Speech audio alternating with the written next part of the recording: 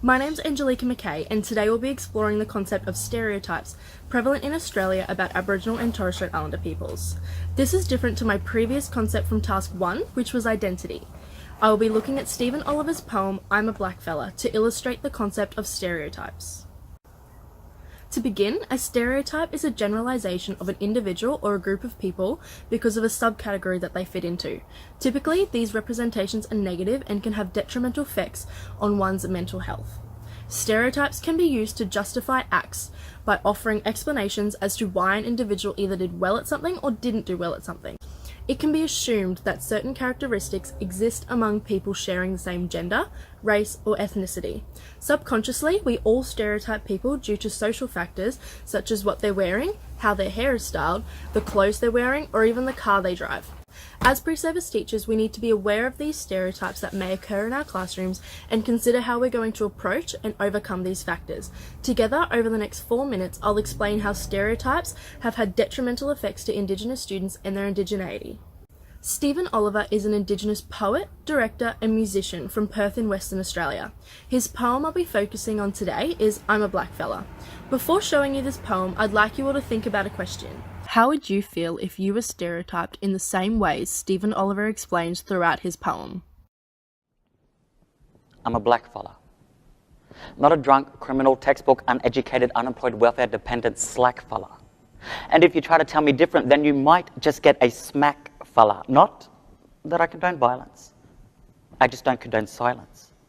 And when you try to tell me about what it means to be an Aborigine with your stupid-ass jokes, stereotypes, and Discovery Channel mentality, I'm afraid I have to speak up and let you know about me. See, I ain't what you've seen in your travel magazine. And I haven't got the look from your history book. Noble? Maybe. Savage? No. Unless you're talking about my words and the way that they flow, but this isn't about style. It's about attitudes. It's about people who formulate their ill-informed views, who switch on the TV and then suddenly, out of the blue, they know all about me. Oh, he comes from that race involved in that car chase. It's such a disgrace what they do to the place. I mean, seriously, in this day and age, you want to learn about me, you need to learn to engage. Don't base your decisions on things that you see. Make up your mind by talking to me. I won't rob you or beg, and I won't try to fight you, because I'm here to teach, to beseech, not preach about the heights we could reach. If you stood by our sides and simply just talked, and if some of the time in our footsteps you walked, then maybe you'd see we're not young and free. We're ancient and chained from the stains that remain from a past that's never been dealt with because people don't get off their ass. Instead, they'll read articles, switch on the news, and somehow through media the lies become truth. Just like when people see a drunk black man on the street and somehow from that black man becomes me. But the drunk white man who stumbles and falls, oh, he's not a reflection of a race at all. So open your mind, because perception's a lie. Learn what it is to not see with your eyes, because I'm a black fella. Not a drunk, criminal, textbook, uneducated, unemployed, welfare-dependent slack fella, and I'm trying to put your minds on the right track, fellas. So question yourself. Challenge ideals. Start a revolution. Mainstream society's idea of what it means to be Indigenous has been shaped by movies, television shows, paintings and drawings made by people that are often unfamiliar with the diversity of Indigenous communities. According to Harrison and Selwood, sometimes teaching Indigenous perspectives can do more harm than good because students can be left with a stereotype of Indigenous people rather than an insight into what Aboriginal and Torres Strait Islander people are thinking and doing today.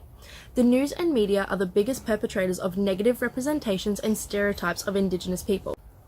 As Stephen Oliver stated, he is not a drunken, unemployed, slack man, although this is how many people perceive him. When people read articles or see one representation of Indigenous people, automatically their views change to categorise the entirety. Stephen Oliver explains that society needs to walk in their footsteps to understand that Aboriginal and Torres Strait Islander peoples are not young, they're ancient.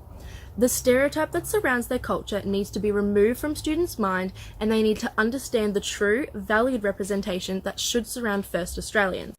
We as pre-service teachers are not immune to the influence of stereotypes, although we need to grow over the next 3.5 years and not let these socially constructed ideologies make a difference in our classrooms in accordance to any student's race, gender, or ethnicity. Many of our students are on social media such as Facebook or Instagram, and they will be in connection with an array of negative representations and stereotypes regarding First Australians. It is up to us as teachers to normalise the inclusion of every student in our classrooms regardless of social factors. It's imperative that students learn about the true histories regarding Aboriginal and Torres Strait Islander peoples and their indigeneity. Regardless, stereotypes will always be prevalent in society, although it's our responsibility to ensure we normalise the inclusion of Aboriginal and Torres Strait Islander education in every classroom.